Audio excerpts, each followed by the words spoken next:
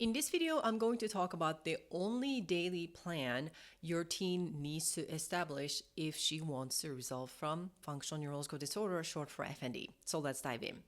Hi, my name is Dr. Lee. I'm a pediatric health psychologist and founder of Teen FND Academy, which is an online group coaching program to help teens with FND and their parents successfully resolve the condition so that they can get their life back and feel like normal again. So one of the things that I teach in my online program, Teen FND Academy, is to recreate and have a plan for returning to the life. And then when I say the life, that doesn't mean the perfect life, but basically the life that your teen was enjoying and wants to go back to. It's really important to focus on the goal so then we can backtrack where they are at and create a plan. On my iPad, I'm going to show you what that looks like. So let's dive in. So I'm just going to cut to the chase.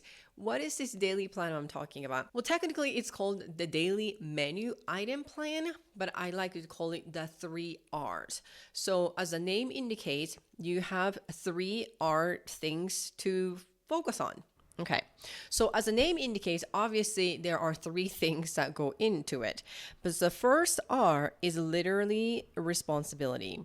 So this is some of the things that your teen kind of needs to do, even though they may or may not like it.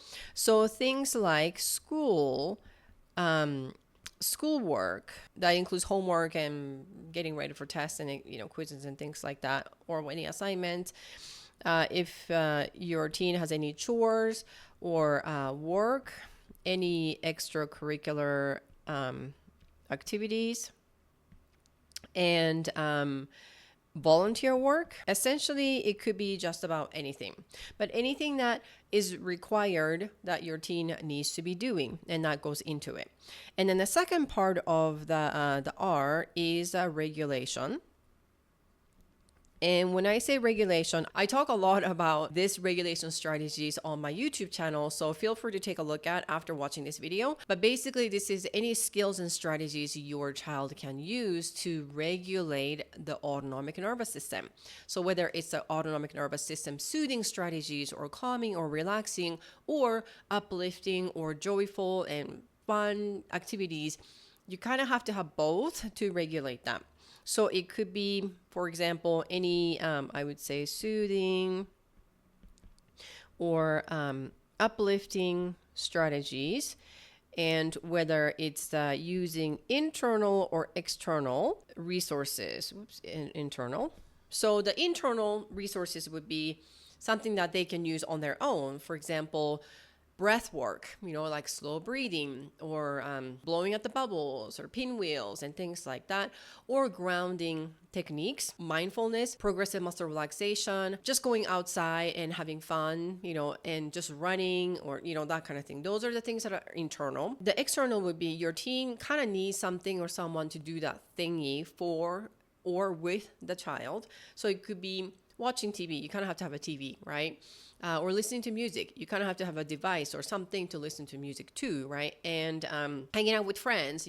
Your kind of teen needs to have someone else, like friends. So those are the external things that your child can pick and choose, right? In that regulation strategy, in that second R. The third R is literally recreation. There is a little bit of overlap with this regulation strategies depending on how you look at it. But generally speaking, when I say recreation, it's some sort of physical activity. And when I say physical activity, it doesn't necessarily mean rigorous exercise or sports or anything like that. If your child can do that, that would be great, but it's not required. But essentially, you were basically going through some sort of activation, so it could be just walking between the bedroom and the kitchen. It could be just walking outside, or it could be doing some sort of like a light jog or hiking, or it could be like stretch yoga and stuff like that. Or essentially any fun activities, I would say, would be a good one. So, activity. Okay. So the fun activity would be playing the games, with friends and families and planning a trip or something like that. So it doesn't have to be, again, like this giant thing that you have to craft, but something that your child can do relatively easily. So as the name indicates, the daily menu item. So your child is going to pick at least one, if not more, item from each category of these 3 R's, essentially.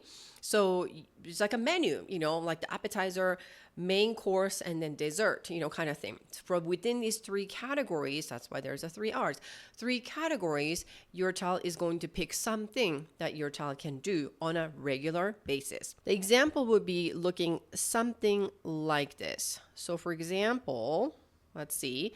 I would say this is Monday, Tuesday, Wednesday, because you kind of have to be able to track it, right? So for example, the first R would be the responsibility, and then the second R would be regulation, and the third R would be recreation. And so for Monday, for example, your child is going to, let's just say, school, all right? And then this would be Monday through Friday, for example. And then the Saturday and Sunday would be some sort of like a responsibility. If your child is going to school on weekends, that would be where it goes. However, if your child's not going to school on weekends, then it could be some sort of work or chore or volunteer work and stuff like that. Or it could be some sort of sports activities or extracurricular activities or hobbies or things like that you can assign. And the second part of the regulation, the second part of the category, the R, is the regulation. So this would be something like breath work. And the goal is for your child to be able to practice all the way up to about 20 minutes a day, okay? But if it's really hard for your child to start doing these kind of things, then I would say start with 5 minutes a day and then incrementally increase that time from 5 to 10, 10 to 15, 15 to 20. If you can do that every single day, great. If not, then I would say start with once a week. 5 minutes a day for a week. And then the week 2 would be 10 minutes a day, and et cetera, et cetera. Okay. So you can start with like 5 minutes of breath work, for example, or 5 minutes of walking, for example. Well, actually, let's just move that to the third category.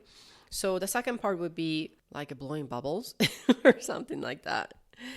And if you do that, make sure that your child does it outside of the house, just so you know, so then your child doesn't slip and fall. So the uplifting strategy would be something like going outside or music or watch TV or something like that. Okay. And then the third R is kind of similar things. I would say eventually all the way up to 30 to 40 minutes per day. But once again, depending on where your child is at right now, you can start a baby step.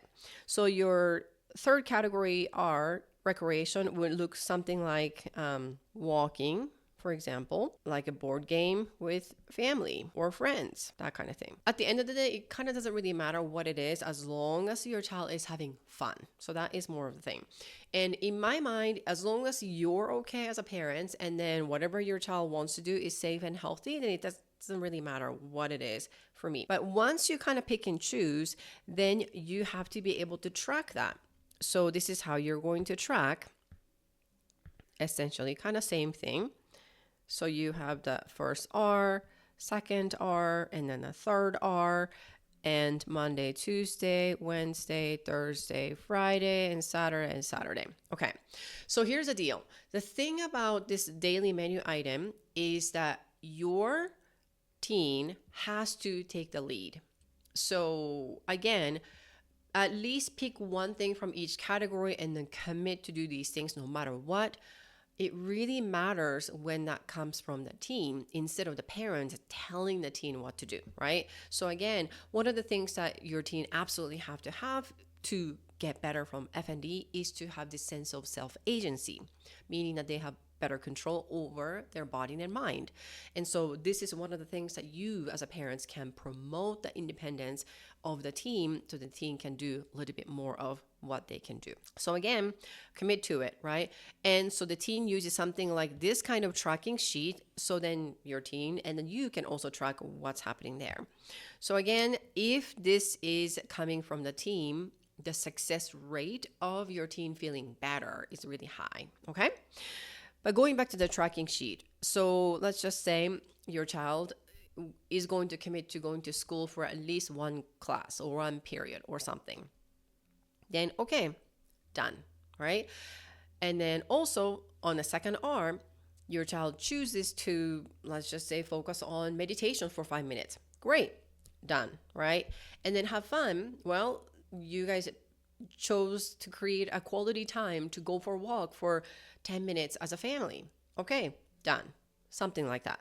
So then your child is going to basically track every day of what she or he is supposed to be doing like this, right? And then here's a kicker. One, again, your teen needs to kind of take a lead on that. And then teens, basically, as long as you parents are okay with it, teens can monitor and report this progress to you as a parent. Again, self-awareness and this advocacy, independence, control, responsibility, whatever you want to call it. As long as your teen is monitoring and doing it and reporting it to you guys as a progress, then again, as long as you guys are okay with it, you and teen can also come up with some sort of reward for working hard. So this reward should not be attached to whether your teen is getting better from the FND symptoms, because your child may or may not have control over the symptoms just yet, but their ability to actually do these things, they do. Even though they feel like they don't, they do, because they have to commit to it, right? But once they do that, as long as they are monitoring and tracking and reporting to you, then you can assign some sort of a reward. Whether it's a daily or weekly or point system, it kind of doesn't matter. I would say keep it simple. So if it works for you, create a list of a reward. So like I would say reward list. And then you as a parent, you can basically create any kinds of reward that you think would be good for your child, okay, on one side. And then obviously teen also has the right to write whatever they want. Whether you like it or not, at this point, this is just a brainstorming phase. So just let them write it down, like whatever they want. Big, small, medium, it doesn't matter. Okay? Realistic, unrealistic, can you afford it or not? It doesn't matter. Let them be creative as possible, right? And then you as a parent can set the parameter. Okay, from this to this, we can make it happen. This one, okay, going to Disney World every single week, probably not, right? Depending on where you guys are. You can choose to make that as a giant reward that your teen can accumulate points towards that or something like that, okay? So you as a parent can set the parameter of what that reward would be based on what you think is possible and what you can do and stuff like that. And then the teen is the one to actually pick and choose the prize, because again, teen needs to feel like they're in control better and better when it comes to their body. So just to wrap up, you come up with the three R's daily menu item, and you can write what those would be for your child along with your teen, right? So then you're not just telling the teen what to do. Your teen has to have skin in the game, right? So once you pick and choose what they are, then you sort of like come up with, okay, what exactly it would be. You can just list it up like this. Okay, these are the things that we're going to be doing, and you as a teen can pick and choose what they want to do. That's fine. And then there is a tracking sheet. The teen has to monitor and actually do it. So you as a parent might be wondering, well, I'm not sure if my teen's actually doing that. Well, meditation, we don't see it. Whatever this regulation strategies, we can't see it. So we don't know, right? Well, this is where parents need to commit yourself to trusting your teen 100% of the time, no matter what. You got to start somewhere, right? And if you have a great relationship with your teen and the teen wants to do it with you, fantastic, and if you have like a sliver of a doubt that whether your child is not going to be doing it or not, or what, then you can offer, hey, we'd like to do that with you if that's okay. But if your teen is like, no, I want to do it myself, then you're like, okay, great. Whatever your teen says, great choice. As long as you are agreeing with that. Okay. So once again, the whole goal is for your teen to get her life back. And in order for her to do that, there's going to be a massive, choppy, rough patch to begin with, especially if she has been sort of out of the game from her life for a long time. So it's going to be choppy and rough. And yes, this is not going to be super clean and easy, right? And that's why sometimes external motivation can be handy to sort of like get that momentum going. But the biggest reward for your teen is to get better. When your teen gets better, there's nothing stopping her. She's going to keep doing that, right? So this reward, especially external reward system that we talk about, this reward list, it's usually a temporary thing, like 3 to 4 weeks kind of thing. But this is actually the start. And it could be the main thing is to go back to school. And again, this could be, for example, week 1, right? And then week 2, now that you're increasing that expectation level by going to school for 2 periods, 3 periods, half day, whatever it is. So it's incrementally, gradually increasing to get back to the life that you guys enjoy previously. So hope this was helpful, but let me know in the comment what kind of daily menu item, what kind of items that you're actually having that works for your family in particular. Well, thank you so much for watching this video, and I will see you in the next video.